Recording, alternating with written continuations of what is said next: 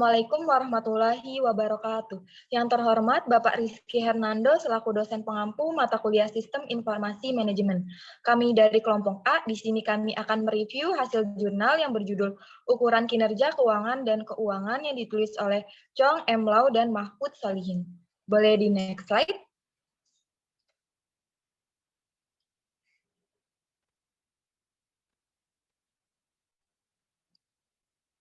Di sini ada anggota dari kelompok A, yaitu Amelia Febrianti. Yang kedua saya sendiri, yaitu Najwa, ada Putri Amelia, Aprilian, dan Paula.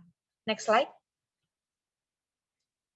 Yang pertama, kita akan membahas tujuan dari penelitian, yaitu untuk mengetahui konsekuensi perilaku dari penggunaan ukuran finansial dan ukuran non-finansial untuk evaluasi kinerja. Dan untuk pertanyaan dari penelitian ini, yaitu yang pertama, apakah efek perilaku dari ukuran non-keuangan ini berbeda dari ukuran keuangan, dan apakah efek-efek ini dipengaruhi oleh kepentingan yang relatif dari ukuran-ukuran non-keuangan dan ukuran keuangan?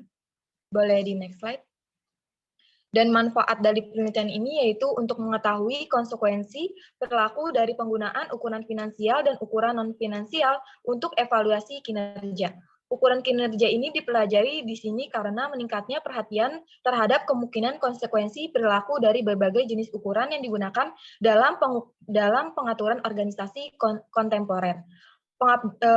Pengadopsian ukuran non-keuangan ini sangat meluas, yang umumnya didasarkan pada anggapan bahwa ukuran keuangan tradisional mungkin sudah terlambat dan terlalu agregat dan terlalu satu dimensi untuk berguna karena fokusnya terlalu sempit dan bersifat historis dan tidak lengkap. Boleh di next slide. Dan kebaruan dalam penelitian ini yaitu penelitian ini berfokus pada ukuran kinerja akuntansi yaitu keuangan dan RAPM atau penekanan pada anggaran. Untuk selanjutnya akan dijelaskan.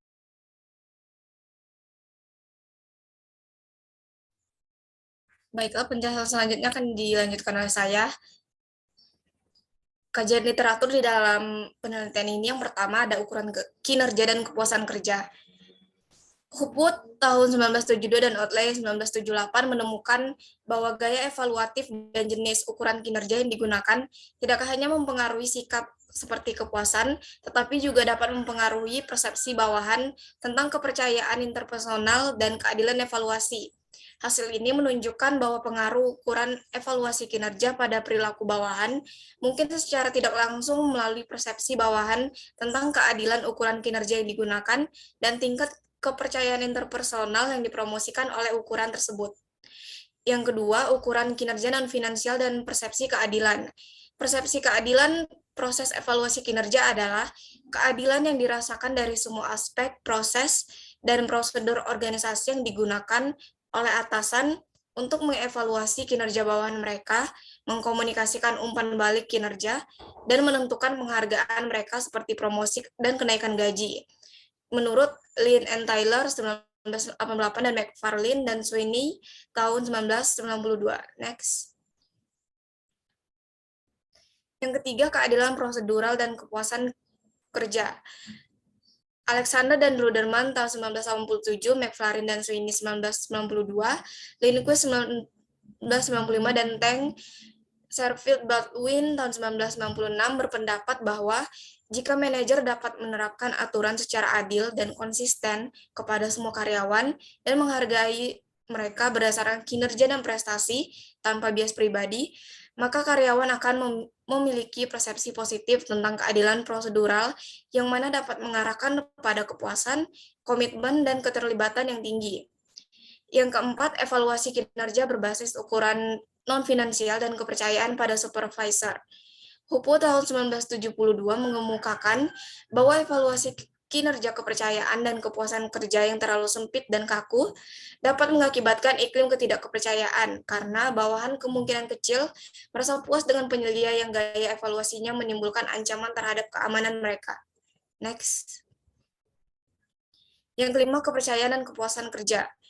Reina tahun 1999 mencatat bahwa secara langsung atau tidak langsung kepercayaan terkait dengan kinerja individu, kelompok, dan organisasi. Hal ini mungkin mempengaruhi komitmen mereka satu sama lain dan karenanya pengalaman kepuasan kerja mereka. Yang keenam, kewajaran dalam prosedur evaluasi kinerja dan kepercayaan pada supervisor. Pemuti tahun 1998 mengemukakan bahwa kriteria penting dari perilaku yang dapat dipercaya dari pihak penyelia adalah kebajikan atau menunjukkan kepedulian, yaitu menunjukkan pertimbangan untuk kebutuhan dan kepentingan bawahan, bertindak dengan cara yang melindungi kepentingan bawahan, dan menahan diri dari eksploitasi. Next, untuk penjelasan selanjutnya akan dilanjutkan oleh teman saya yang lain. Terima kasih. Baik, selanjutnya adalah ukuran keuangan sebagai kriteria kinerja. Menurut Hopwood, mempelajari pengaruh penggunaan ukuran keuangan untuk evaluasi kinerja terhadap sikap bawahan termasuk kepuasan karyawan. Hasilnya menunjukkan hubungan positif antara penggunaan ukuran kinerja keuangan, budget constraint, dan profit aware, dan perilaku bawahan. Dia melaporkan bahwa kepentingan absolut yang tinggi dari salah satu kriteria dikaitkan dengan kepercayaan, rasa hormat, dan kepuasan yang dilaporkan lebih besar. Lalu yang kedelapan ada kepentingan relatif dari ukuran-ukuran non-keuangan dan ukuran-ukuran keuangan. Adopsi ukuran finansial dan non-finansial mengharuskan kedua kategori ukuran ini digunakan untuk evaluasi kinerja.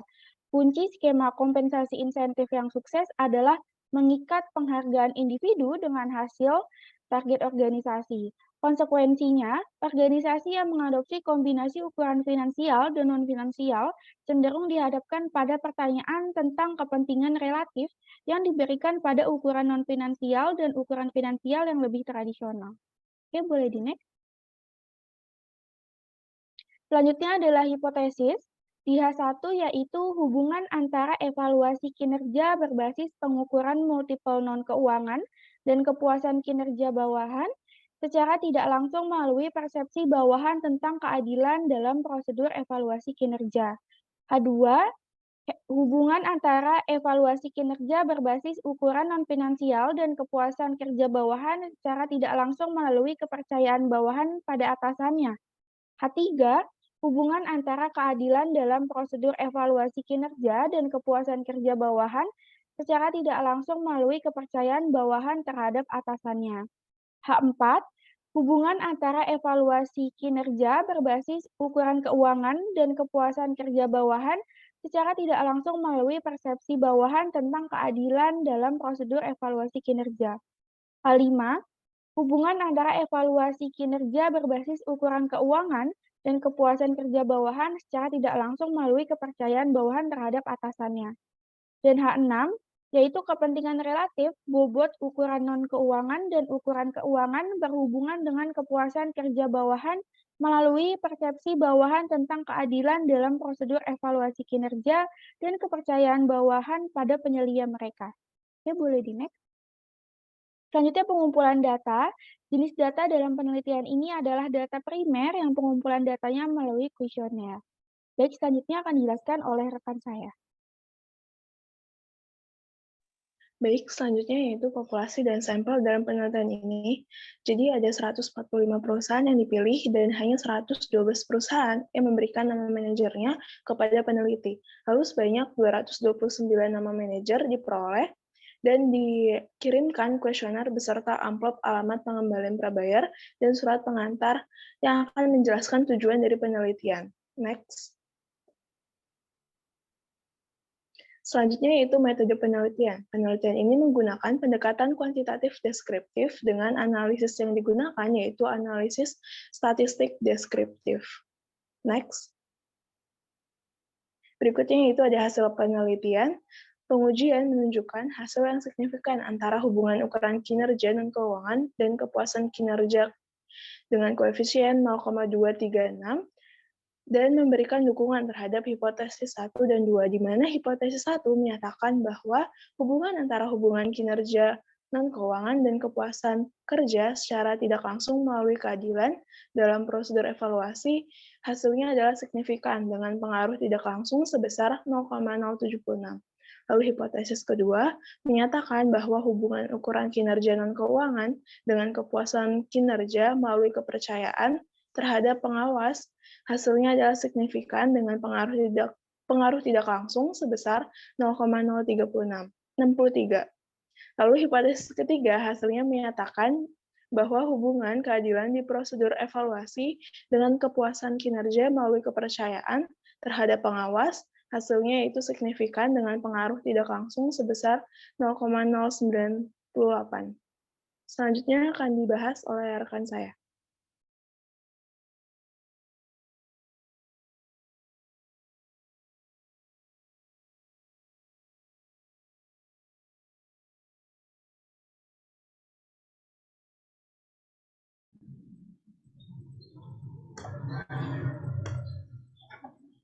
Hasil penelitian hipotesis H4 menyatakan bahwa hubungan antara evaluasi kinerja berbasis ukuran keuangan dan kepuasan kerja secara tidak langsung melalui keadilan dalam prosedur penilaian kinerja signifikan dengan pengaruh tidak langsung sebesar 0,086.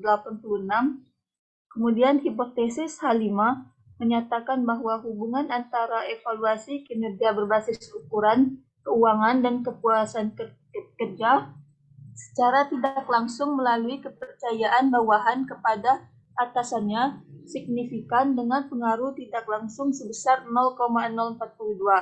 Hipotesis 6 menyatakan efek tidak langsung dari hubungan antara bobot relatif yang diberikan kepada ukuran non-finansial dan ukuran finansial atau NFF dan kepuasan kerja atau JS melalui keadilan dalam prosedur atau FP dan kepercayaan pada supervisor atau TR tidak didukung dengan pengaruh tidak langsung hanya 0,004.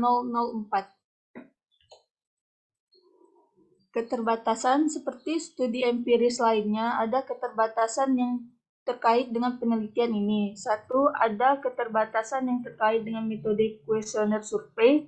Dua, meskipun sampel penelitian ini diambil dari manajer, yang masing-masing adalah kepala bidang fungsional atau misalnya manajer manufaktur, manajer pemasaran, manajer sumber daya manusia, manajer atau administrasi, jumlah tanggapan dari masing-masing kelompok manajer kecil misalnya jumlah total responden yang mengidentifikasi diri mereka dengan jelas sebagai manajer manufaktur terlalu kecil untuk dilakukan analisis statistik yang berarti untuk subkelompok manajer ini. Oleh karena itu, analisis dilakukan untuk semua 70 manajer, bukan untuk masing-masing subkelompok atau misalnya hanya manajer manufaktur atau hanya manajer pemasaran. Selain itu, karena sampel kami dipilih dari organisasi berukuran besar dengan masing-masing lebih dari 100 karyawan, tidak jelas apakah hasil kami dapat digeneralisasikan ke organisasi berukuran lebih kecil dengan masing-masing kurang dari 100 karyawan. Akhirnya, karena sampel kami dipilih hanya dari sektor manufaktur, generalisasi hasil kami ke sektor non-manufaktur harus dilakukan dengan hati-hati. Untuk menguji hipotesis ini digunakan model kesimpulan. Untuk menguji hipotesis ini digunakan model analisis jalur untuk menganalisis data. Sehubungan dengan model pengukuran non-finansial, hasilnya menunjukkan bahwa hubungan antara evaluasi kinerja berbasis pengukuran non-finansial dan kepuasan kerja tidak langsung dan dimediasi oleh keadilan dalam prosedur evaluasi kinerja dan kepercayaan pada supervisor. Hasil ini menunjukkan bahwa penerapan berbagai ukuran non-keuangan untuk mengevaluasi kinerja bawahan dapat memengaruhi tingkat kepuasan mereka. Namun, efek ini terutama disebabkan persepsi menguntungkan yang ditimbulkan oleh langkah-langkah tersebut. Secara khusus, bawahan menganggap penggunaan ukuran non-finansial untuk evaluasi kinerja sebagai hal yang wajar. Mereka juga menganggap mereka yang mengadopsi ukuran kinerja seperti itu dapat dipercaya. Oleh karena itu, ada peningkatan kepercayaan terhadap atasan yang mengadopsi langkah-langkah tersebut. Persepsi yang menguntungkan ini pada gilirannya dikaitkan dengan kepuasan yang kerja lebih tinggi. diharapkan dengan membuat pengaruh hasil efek yang signifikan dari ukuran non-finansial dan ukuran finansial. Baiklah, sekian presentasi dari kelompok A. Mohon maaf jika ada kesalahan. Saya akhiri. Wassalamualaikum warahmatullahi wabarakatuh.